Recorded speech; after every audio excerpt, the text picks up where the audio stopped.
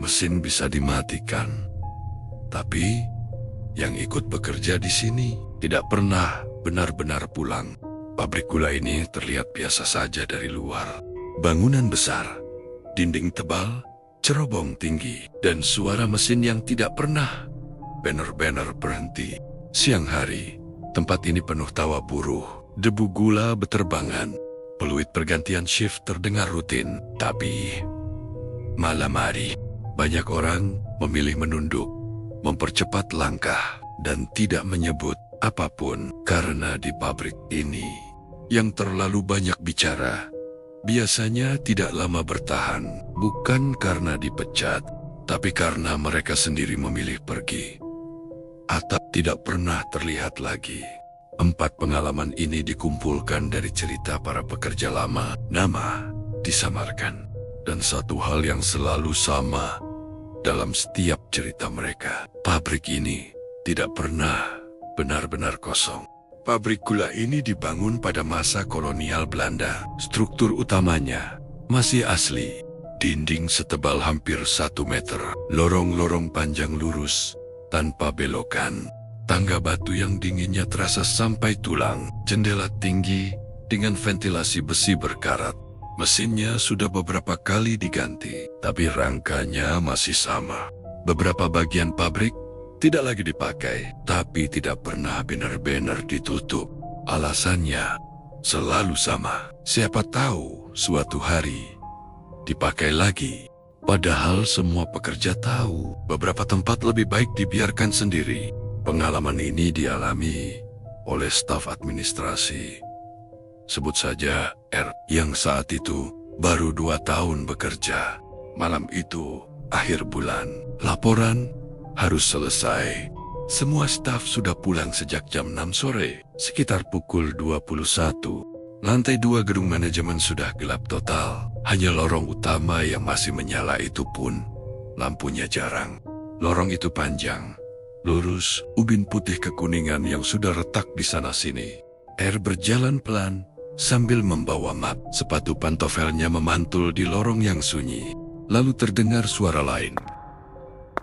Bukan sepatu biasa, bukan sandal. Itu jelas suara sepatu hak wanita. Awalnya R berpikir satpam mungkin naik patroli, tapi suara itu tidak menyusul, tidak mendahului, hanya berjalan. Lalu berhenti tepat di belakangnya. R merinding. Dia menoleh perlahan. Di ujung lorong berdiri seorang perempuan. Tinggi, bergaun putih krem dengan potongan Eropa lama. Model yang biasa terlihat di foto kolonial. Rambutnya disanggul rapi. Kulitnya pucat seperti kertas, dan matanya kosong, tidak melayang, tidak tersenyum, tidak bergerak, seperti pegawai yang masih menunggu jam pulang. Lampu lorong berkedip 1 kali. Saat menyala kembali, perempuan itu sudah 2 meter lebih dekat, tanpa suara langkah. R tidak berpikir lagi. Map terhatu. Dia lari menuruni tangga. Besoknya, R bertanya ke satpam. Pak, tadi malam ada ibu-ibu naik ke lantai 2. Satpam terdiam lama, lalu berkata pelan. Kalau jam segitu, seharusnya sudah tidak ada siapa-siapa. Sejak malam itu, lorong manajemen tidak pernah dilewati sendirian. Setelah maghrib, musim giling adalah masa paling berat. Pabrik nyaris beroperasi 24 jam penuh. Mesin penggiling tebu adalah yang paling ditakuti. Besar, Berisic. Getarannya terasa sampai ke tulang. Malam itu jam 1:30, seorang buruh senior, sebut saja Pak Wik, mendapat giliran berjaga sendirian. Lampu industri kuning redup, uap panas naik. Bau tebu dan besi bercampur. Awalnya normal, sampai Pak W merasa seperti ada yang mengawasi dari atas. Dia menoleh ke rangka mesin. Di sana berdiri seorang perempuan berbaju merah tua. Warnanya kusam, seperti kain basah bercampur karat. Dia berdiri tepat di atas mesin yang sedang berjalan. Tidak goyah, tidak terguncang. Rambutnya panjang, menutupi sebagian wajah. Bayangannya jatuh lurus ke arah Pak W. Lalu, kepalanya perlahan menunduk. Tatapannya tepat ke mata Pak W. Dalam hitungan detik, konsentrasi buyar. Tangannya terpeleset, masuk ke celah mesin. Ceritanya tenggelam oleh suara giling tebu. Saat mesin dimatikan, tangannya sudah hancur. Darah bercampur ampas, tebu mengalir di lantai. Di rumah sakit, Pak W hanya mengulang satu kalimat. Ada perempuan, bajunya merah. Dia berdiri di atas mesin. Sejak malam itu, tidak pernah ada penjagaan sendirian di mesin itu. Pukul 2 pagi, satpam malam, sebut saja Hari, sedang ronda. Di depan gerbang, dia melihat seorang pria berdiri. Bajunya lusuh, tubuhnya basah, wajah tertunduk. Mas, mau kemana malam-malam? Pria itu mengangkat wajahnya. Separuh wajahnya hancur seperti bekas terseret aspal. Darah menetes, tapi tidak ada bau apapun. Dalam hitungan detik, sosok itu menghilang. Besok paginya diketahui.